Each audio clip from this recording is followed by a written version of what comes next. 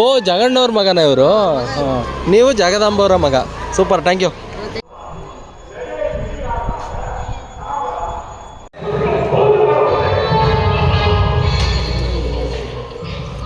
ಹುಟ್ಟು ಆಕಸ್ಮಿಕ, ಸಾವು ನಿಶ್ಚಿತ. ಆದರೆ ಅದರ ನಡುವಿನ ಸಾರ್ಥಕ ಬದುಕನ್ನು ಸಾರ್ಥಕಪಡಿಸಿಕೊಳ್ಳಬೇಕು. ಎಲ್ಲ ಲೂಟಿ ಮಾಡಿಕೊಂಡು ಹೋಗ್ತಾರೆ.